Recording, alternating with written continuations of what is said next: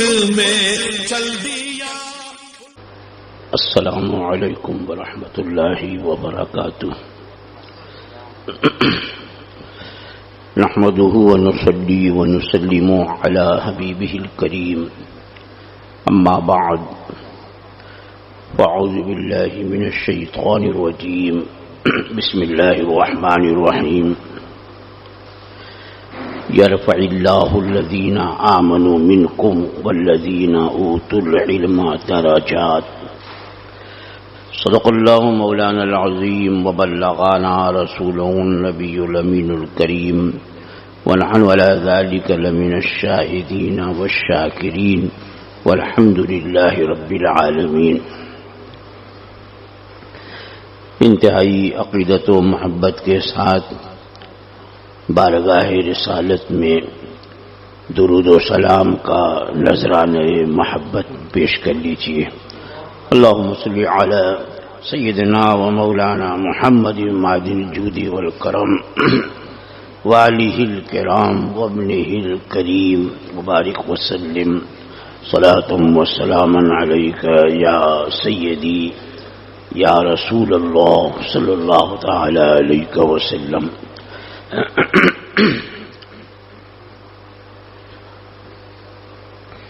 جماعت رضائے مصطفیٰ کا ہفتہ واری اجتماع جو برسا برس سے منعقد ہوتا آ رہا ہے. ہر سنیچر کو پہلے داؤنی مسجد میں اس کا اہتمام ہوتا رہا اور ادھر لاک ڈاؤن کی وجہ سے یہ پروگرام لائیو ہوتا ہے ہر سنیچر کو اور آپ کے سوالات کے جوابات دینے کے لیے یہ فقیر حاضر ہوتا ہے.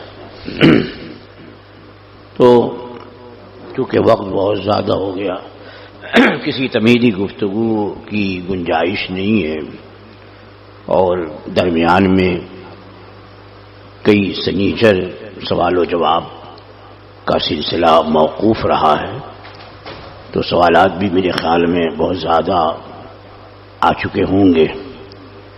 اس لیے ابھی آپ تمید ایمان کا درس عزیز گرامی مفتی مقصود اختر سلمہ سے سماعت فرما رہے تھے. اب وہ آپ کے سوالات یکے بعد دیگرے پیش کریں گے اور یہ فقیر قادری ان سوالات کے جوابات کی کوشش کرے گا. آپ حضرات سے درخواست ہے کہ آپ اطمینان کے ساتھ پوری توجہ کے ساتھ سوالات بھی سماعت فرمائیں اور ان کے جوابات بھی بغور سنیں. اگر کوئی ایسی بات جواب سے متعلق آپ کے ذہن میں آئے جس کی وجہ سے کچھ اضطراب ہو تو آپ آئندہ اس سے متعلق سوال پیش کر کے اور اپنی تسلی کر سکتے ہیں. اب آپ سوال سنیے اور اس کا جواب سماعت فرمائیے. السلام علیکم ورحمۃ اللہ وبرکاتہ. وعلیکم السلام ورحمۃ اللہ. پہلا سوال یہ ہے کہ ایک صاحب کا سوال ہے کہ میری بچی 12 سال کی ہے. اس کو ہم جب نماز کے اور کلام پاک پڑھنے کے لیے کہتے ہیں یا سختی کرتے ہیں جبھی وہ عمل کرتی ہے. ہم اس کو دینی اور اسلامی پرورش گھر پر دینا چاہتے ہیں. ہم اس کی پرورش کیسے کریں حضرت؟ کچھ نصیحت فرما دیں. دیکھیے ایسا ہے کہ 12 سالہ بچی بہرحال سمجھدار ہے، نماز بھی سمجھتی ہے اور تلاوت کرنا بھی جانتی ہوگی. اور اب تو چھوٹے چھوٹے بچے بھی کافی سمجھداری والی باتیں کرنے لگتے ہیں. پہلے جیسا زمانہ نہیں رہا. تو سب سے پہلی چیز تو یہ ہے بچوں کی تعلیم و تربیت کے لیے، ان کی صحیح تربیت کی خاطر بھی کہ گھر کا ماحول ایسا بنایا جائے کہ جس ماحول میں بچہ پرورش پائے تو اس کی اصلاح ہوتی رہے، اور وہ دینی باتیں جو ہیں ان کو ہی گھروں میں لوگوں کو کرتے ہوئے دیکھ کر صحیح نصیحت حاصل کرے، اور وہ یہ سمجھے کہ واقعی اصل زندگی گزارنے کا یہی طریقہ ہے. اس میں کچھ ان کے اخلاق و آداب سے متعلق باتیں ہیں. مثلا بچہ جب بولنے کے قابل ہونے لگتا ہے تو اس وقت اسے اچھی اچھی باتیں کریں اور کوشش کریں کہ وہ اللہ جل وعلا کا نام پاک زبان سے لے، سرور کائنات صلی اللہ تعالی علیہ وسلم پر درود سیکھے. جب بولنے لگے تو اس سے یہ باتیں بلوائیے، اور گھر میں جب اس کی ماں، اس کی بہن اور دوسری رشتے کی عورتیں نماز پڑھیں گی تو وہ بچپن ہی سے دیکھے گا تو اسے شوق پیدا ہوگا. ہم نے دیکھا ہے اپنے گھروں میں کہ بچے ان باتوں کی نقل کرتے ہیں جو وہ بڑوں کو کرتے ہوئے دیکھتے ہیں. اب جن گھروں میں نماز پڑھنے کا رواج ہے وہاں چھوٹے ہی سے بچے مصلی اور بچیاں ہوتی ہیں تو دوپٹے کا اہتمام نماز کے لیے، اور چھوٹے بچے جو سجدہ نہیں کر جاتے وہ مصلی پہ آ کر کے بالکل لیٹ جاتے ہیں. وہ سمجھتے ہیں کہ یہی عبادت، یا یہ کہ ایسا ہی کیا جاتا ہے. تو یہ بات تو بچپن سے ہے. بہرحال آپ کی بچی ہوشیار ہو چکی ہے تو اس کے سامنے نرمی کے ساتھ نماز کی اہمیت اور ہماری جو بزرگ خواتین گزر چکی ہیں ان کے صحیح واقعات اس کو سنائیں، اور اللہ اور اللہ کے رسول کے احکام بتائیں کہ دیکھو اگر اللہ اور اللہ کے رسول کے حکم پر عمل کرو گے تو تمہارے لیے یہ اجر ہے، یہ اجر ہے، یہ ثواب ہے، اور اگر اس سے روگردانی کرو گے تو اب اس کے لیے اس طرح کا عذاب الہی ہے، اس طرح کی دنیا میں جو ہے وہ سزائیں ہوتی ہیں اور تکالیف کا سامنا ہوتا ہے. عذاب قبر سنائیے، جو ہماری صحیح کتابوں میں قبر وغیرہ کا بیان ہے جس میں عذاب کا بھی بیان ہے اور ثواب کا بھی بیان ہے. نیک لوگوں کے لیے قبر کس طرح سے جو ہے ان کے لیے گہوارہ بن جاتی ہے، جنت کی کھڑکی میں کھلتی ہے، اور برے لوگوں کے لیے کس طرح سے وہ قبر جو ہے اس کے لیے جہنم کی کھڑکی کھول دی جاتی ہے اس میں، اور طرح طرح سے سختیاں ہیں، قبر جو ہے اس کو دباتی ہے وغیرہ وغیرہ.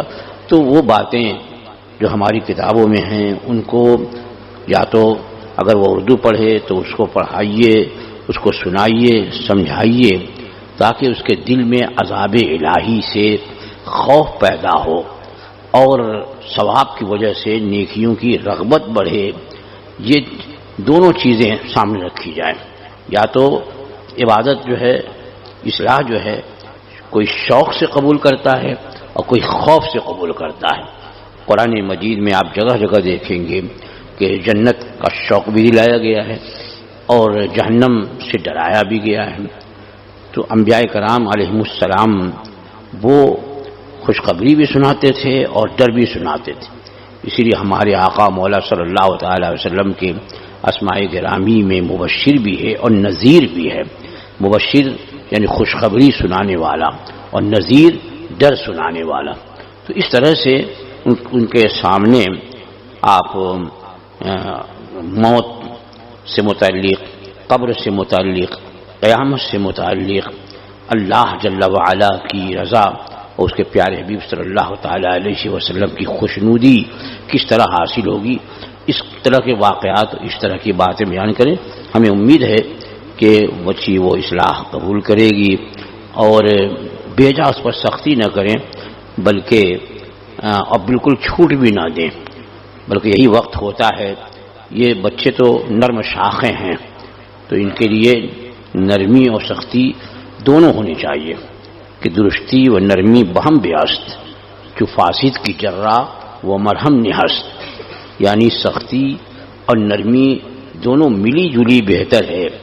جیسے فسد کھولنے والا کہ جو رگ کو چیر کر کے خون بہاتا ہے، فسد کھولنے والا کہ وہ زخم بھی لگاتا ہے اور مرہم بھی رکھتا ہے. تو دونوں ملی جلی چیز ہو تو انشاءاللہ العزیز بچے جو ہیں وہ اصلاح قبول کریں گے. واللہ تعالی. حضرت ایک سوال ہے کہ 10 محرم کے دن عورتیں اپنے بالوں کو چوٹی نہیں باندھتی ہیں، صرف بال کھلا رکھیں، مطلب سر پر دوپٹہ ہو مگر اپنے بالوں کو نہیں باندھنا چاہیے کیونکہ اس دن امام حسین رضی اللہ تعالیٰ عنہ کے زلف مبارک جھومتی ہے، ایسا لوگ کہتے ہیں. کیا یہ بات صحیح ہے؟ حضرت رہنمائی فرمائے.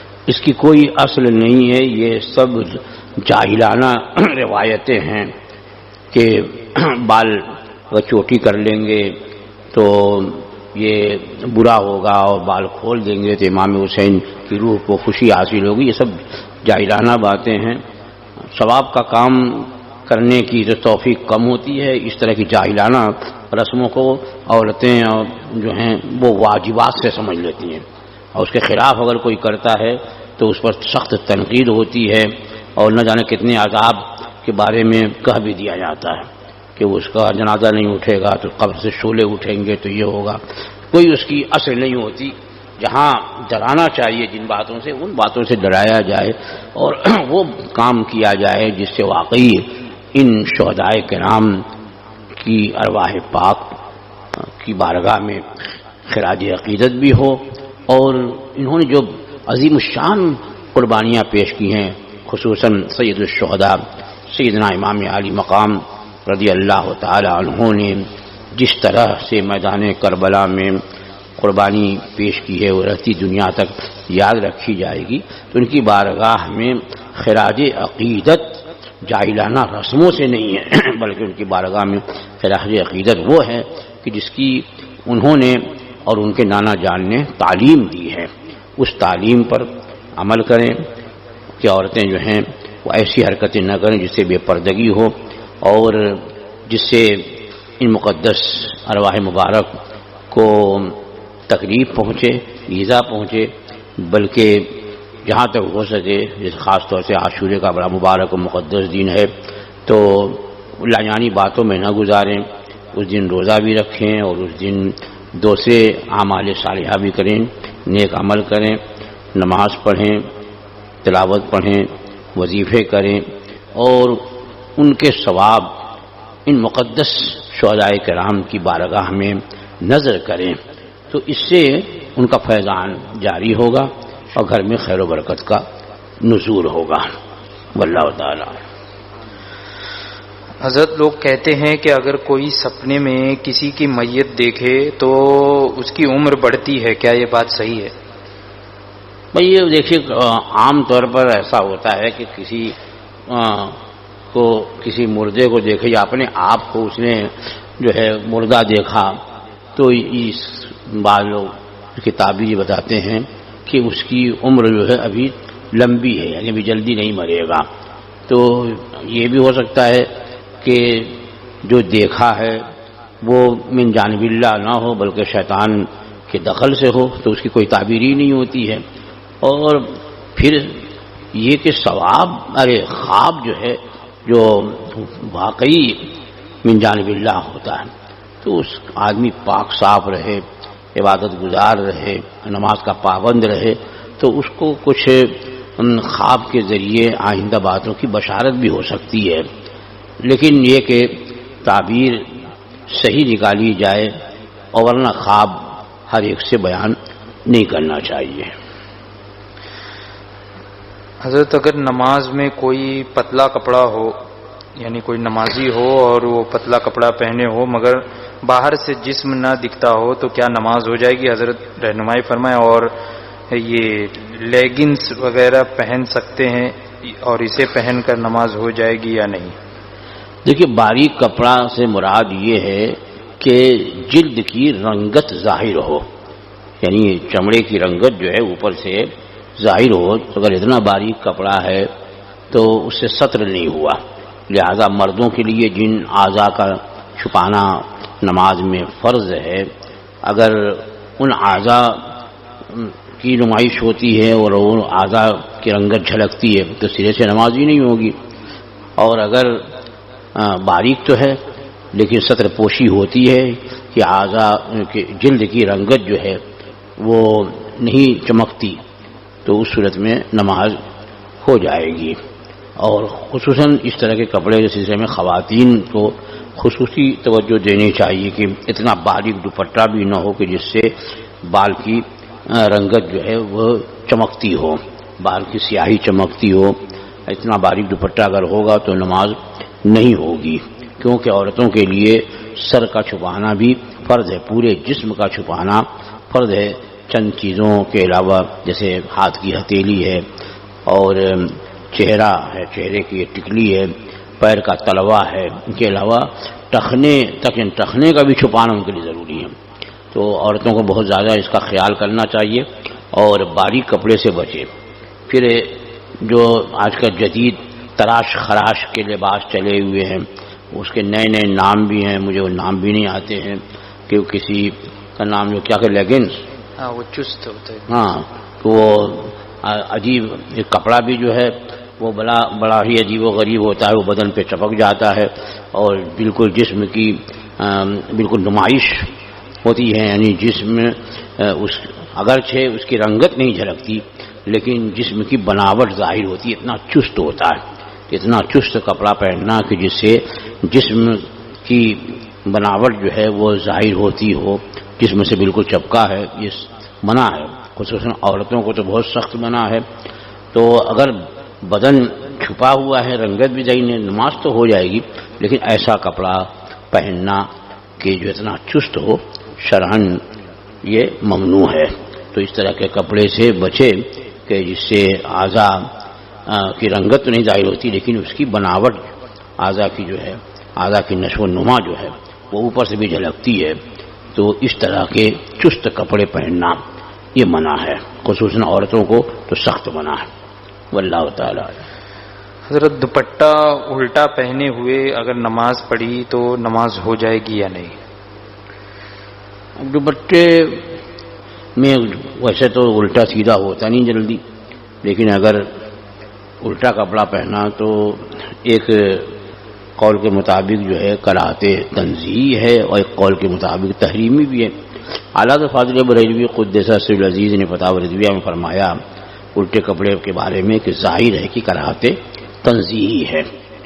تو بہرحال یہ عورتوں کے لیے دوپٹہ بھی اس لباس میں داخل ہے، تو اگر وہ بھی واقعی الٹا یعنی الٹا سیدھا ہوتا ہو تو، حالانکہ دوپٹے میں اوڑھنے میں عام طور پر سیدھا الٹا نہیں دیکھا جاتا، نہیں کسی میں ایسا رہتا ہے کہ ایک طرف پرنٹ ہوتا ہے ایک طرف پرنٹ نہیں ہوتا ہے تو الٹا سیدھا ہاں، تو اگر واقعی اس دوپٹے میں الٹا سیدھا ظاہر ہے اور عورتیں جو ہے وہ الٹا نہیں پہنتی ہیں بلکہ سیدھا ہی پہنیں، اگر الٹا پہنے تو لوگ ہنسیں گے، اس طرح کا ہے تو کراہت تنزیہی کا حکم ہوگا۔ زید سے کفریہ کلمات اگر غلطی سے نکل جائے جس کا اسے علم بھی نہ ہو کہ یہ کفر ہے تو اس صورت میں زید پر کیا شرعی حکم ہے؟ اگر زید سے کلمہ کفر ایک تو قصدن منہ سے نکلا اور ایک یہ کہ قصدن نہیں بلکہ وہ جملہ جو ہے وہ سبقت لسانی سے نکل گیا، بولنا کچھ چاہتا تھا نکل گیا کچھ، تو اس پر حکم کفر تو نہیں ہوگا لیکن احتیاطاً اس کو توبہ کا حکم دیا جائے گا. اور اگر وہ جانتا نہیں کہ یہ کلمہ کفر ہے لیکن بولا ہے قصدن، بہت سے ایسے جملے ہیں کہ لوگوں کو پتہ نہیں ہے کہ یہ کفریہ جملہ ہے اور بولتے ہیں، تو اس کی وجہ سے ان پر توبہ اور تجدید ایمان ہوگا. اور اگر معنی جانتے ہوئے کہ یہ کفری معنی ہے اس کا اور کفر قطعی ہے، تب تو توبہ تجدید ایمان اس پر لازم اور فرض ہے کہ کلمہ پڑھ کے پھر سے مسلمان ہو، بیوی ہو تو پھر سے نکاح کر کے رکھے، تجدید بیعت وغیرہ کرے. وہ جو کفر قطعی ہے اور اس کو قصدن وہ ادا کرے، قصدن بولے، تب تو یہ کفر کا حکم ہوگا. اور اگر کفر قطعی ہے لیکن اس نے قصدن نہیں کہا، زبان سے یوں ہی نکل گیا، تو اس پر توبہ تجدید ایمان کا حکم جو ہوگا وہ احتیاطاً ہوگا. لیکن یہی ہے کہ وہ اس سے رجوع کرے اور یہ وہ برات کا اعلان کرے کہ مجھ سے یہ زبان قصدن نہیں بلکہ بلا ارادہ زبان سے نکل گیا. اور یہ کہے کہ مجھے معلوم نہیں تھا میں نے بول دیا، تو یہ عذر نہیں ہے، کیونکہ علم کا حاصل کرنا ہر مسلمان مرد اور عورت پہ فرض ہے. تو وہی علم کہ جس سے آدمی فرائض و واجبات کو جانے اور صحیح کرے اور حرام اور حلال کو جانے، حرام سے بچے، حلال کو پتہ نہیں تھا. میں مندر میں جا کر کے جو ہے وہ ناریل چڑھا کر کے آیا ہوں اور ڈنڈوتے کر کے آیا ہوں، فلاں کر کے آیا ہوں، مجھے پتہ ہی نہیں تھا کہ یہ شرک و کفر ہوتا. یہ نہیں مانا جائے گا اور اس پہ حکم لگے گا، کیونکہ اتنا جاننا ہر مسلمان پر فرض ہے جتنے سے وہ کفر و شرک سے بچ سکے، حرام سے بچ سکے اور فرائض و واجبات کو صحیح طریقے پر ادا کر سکے. واللہ تعالی عنہ. نماز، روزہ، علم دین اور باقی فرض کاموں کی توہین کرنے پر کیا حکم شرع ہے؟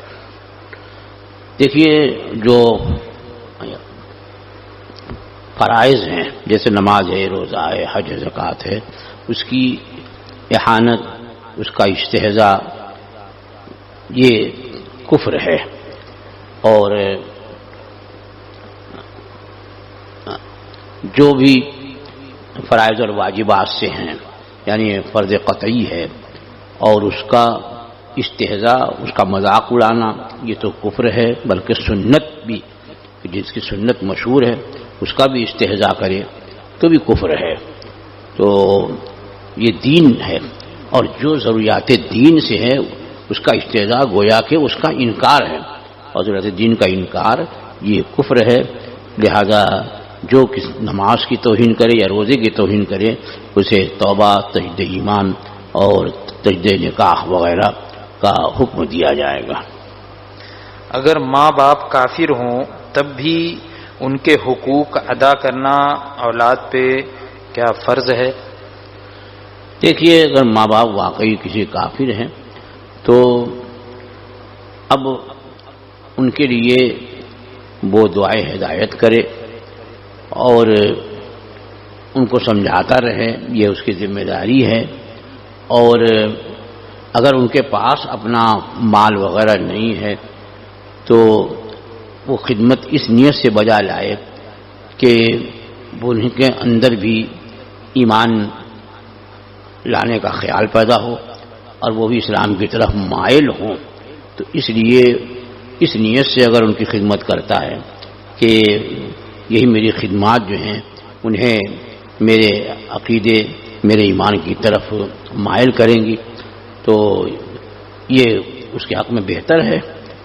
اور یہ ہے کہ ان کی اہانت، ان کی گستاخی وغیرہ سے بچے جب تک کہ کوئی ایسا معاملہ نہ پیش آئے کہ جس میں کفر و شرک کا مثلا معاذ اللہ ثم معاذ اللہ اس کے سامنے کوئی قرآن کی بے حرمتی کرے، اللہ اور اللہ کے رسول کی شان میں گستاخی کرے، تو اس وقت وہ ان کے ساتھ سختی کر سکتا ہے اور سختی کے ساتھ ان باتوں سے وہ روک سکتا ہے. تو کیونکہ یہ تو ایمان و کفر کی بات ہے، اور اگر اس وقت اس سے انہیں روکتا نہیں اور ان کو تنبیہ نہیں کرتا تو آئندہ وہ جری ہوں گے. اس وجہ سے تنبیہ کرنا اس پر ضروری ہے، سختی کرنا ضروری ہے. اور ایسی کوئی صورت نہ ہو وہ لوگ اسلام یا شعار اسلام یا اللہ اور رسول کی جناب میں گستاخیاں نہیں کرتے اس کے سامنے، تو وہ ان پر سختی نہ کرے، نرمی سے اسلام کی خوبیوں کو بیان کرے اور ایمان کی طرف اسے انہیں مائل کرنے کی کوشش کرے۔ واللہ تعالی۔ یہ آخری سوال آج کا، ویسے تو کافی سوالات ہیں لیکن انشاءاللہ تبارک و تعالی اور آئندہ بھی جو ہے یہ سوال و جواب کا سلسلہ، جیسا کہ آپ حضرات جانتے ہیں کہ یہ اس ہفتہ واری دینی نشست میں سوال و جواب کا سلسلہ جاری رہے گا۔ تو آخری سوال یہ ہے کہ ابھی محرم کی تاریخ میں لوگ ایک کتاب شہادت نامہ کے نام سے ہے جو بہت سارے لوگ پڑھتے ہیں، تو آپ کے نزدیک اس کا پڑھنا کیسا ہے؟ دیکھیے شہادت نامہ جو ہے اس میں روایتیں جو ہیں وہ اکثر موضوع ہیں اور اس میں بہت سی باتیں بن گھڑت ہیں، اور اس طرح کی جو بھی کتاب ہیں خصوصاً واقع کربلا سے متعلق جو ہے رتب و یابس بہت زیادہ لوگوں نے لکھ ڈالا ہے، تو جو سنی سویل عقیدہ مستند عالم دین ہیں اس موقع پر ان کی کتابیں پڑھی جائیں، جیسے اعلیٰ حضرت فاضل بریلوی قدس سرول عزیز کے برادر اصغر علامہ زمن حضرت مولانا حسن رضا بریلوی علی رحمت و رضوان کی اس موضوع پہ کتاب ہے آثار قیامت، کیا آئین قیامت ہے، تو اس میں بہت زیادہ احتیاط برتی گئی ہے اور اسی لیے وہ مختصر بھی ہے۔ تو رتب و یابس سے پاک کتاب اگر چاہیے تو بڑی مشکل سے ملتی ہے، یہ حضرت مولانا حسن رضا خان رحمۃ اللہ رضوان کی تصنیف ہے، اور قدر غنیمت حضرت صدر اللہ فاضل حضرت علامہ نعیم الدین مراد آبادی رحمۃ اللہ رضوان کی سوانح کربلا بھی ہے، اس میں بھی زیادہ تر صحیح روایتیں پیش کرنے کا انہوں نے اہتمام کیا ہے۔ اور پھر جو ہے فقیہ ملت حضرت علامہ مفتی جلال الدین امجدی علیہ الرحمہ کی کتاب جو ہے خطبات محرم، ان میں بھی اس کتاب میں بھی اگرچہ طویل تذکرہ ہے لیکن بہت حد تک غنیمت ہے۔ واللہ تعالی عالم۔ بخیر میں تمام جو سامعین حضرات ہیں ان لوگوں کے لیے دعا کر دیجیے، اور جو بیمار ہیں ان کے شفا کے لیے خصوصاً فاطمہ آپا اور عبدالشکور بھائی، ان لوگوں کے لیے دعائے شفا فرما دیں۔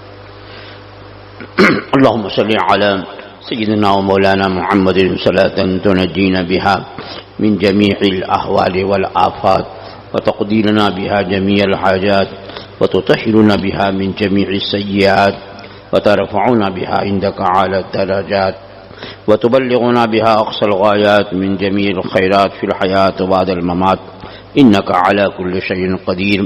اللهم ربنا تقبل منا إنك أنت السميع العليم وتب علينا إنك أنت التواب الرحيم۔ يا رب بالمصطفى بلغ مقاصدنا، يا رب بالمصطفى بلغ مقاصدنا واغفر لنا ما مضى يا واسع الكرم۔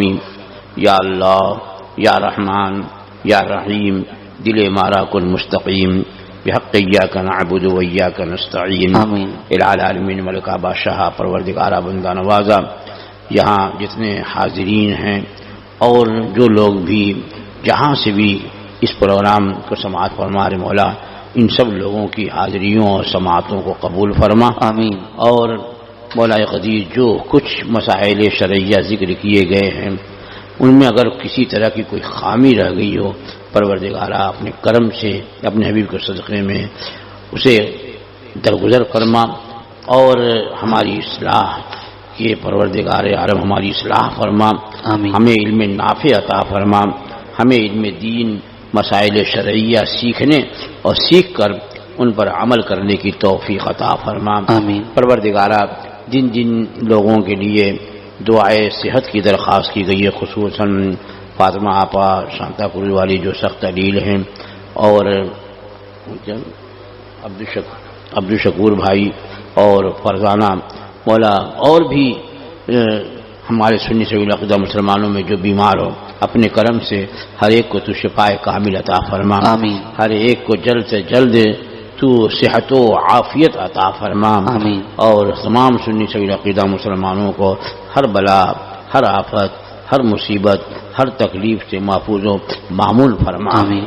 جن جن لوگوں نے بھی جن مقاصد کے لیے بھی دعاؤں کی درخواست کی ہے، یا اس وقت ان کے دلوں میں ان کے مقاصد ہیں اور وہ مولا تیری بارگاہ میں ملتجی ہیں، پروردگارہ ان تمام لوگوں کی کہ جائز مقاصد میں کامیابی عطا فرما۔ آمین۔ اور بھی ان ناؤں سے بھی جن لوگوں نے دعا کے لیے جن مقاصد کے لیے کہا ہے، پروردگارہ ان تمام لوگوں کو ان کے جائز مقاصد میں کامیابی عطا فرما، آمین۔ اور جن کے رشتے سے متعلق دعا کے درکار بولا ان کے لیے بہترین مستقبل اور ان کا مستقبل تابناک فرما، آمین۔ اور آئندہ کی زندگی کو بہتر سے بہتر فرما۔ اور بھی جہاں ہمارے سننے والیاں، ہماری مائیں بہنیں، ہمارے بھائی، ہمارے بچے، ہمارے بزرگ جہاں سے بھی سن رہے ہیں مولا، ان کے سماعت کو قبول فرما، آمین۔ اور ان کے حق میں جو بہتر ہے وہ عطا فرما۔ اور یہ ہفتہ واری اجتماع جو لوگ بھی اس میں دامے دلمے قدمے سخنے حصہ لیتے ہیں مولا، ان سب لوگوں کی کوششوں کو قبول فرما، آمین۔ اور مزید ہمارے اس جماعت مصطفیٰ کے پروگرام میں نکھار پیدا فرما دے، آمین، آمین۔ اور اس کو مؤثر بنا دے اور مقبول انعام فرما دے، آمین، اور زیادہ سے زیادہ اس کے ذریعے مسلک حق، مسلک اہل سنت، جسے پہچان کے لیے زمانے میں مسلک اعلیٰ حضرت کہتے ہیں، اس مسلک اعلیٰ حضرت کی خدمات کا کام انجام پذیر ہو جائے۔ وصلی اللہ تعالی علی خیر خلقہ نور عرشی سیدنا مولانا محمد وآلہ واصحابہ ذریاتہ وآل بیتہ اجمعین برحمتک یا ارحم الراحمین بحق لا الہ الا اللہ محمد رسول اللہ۔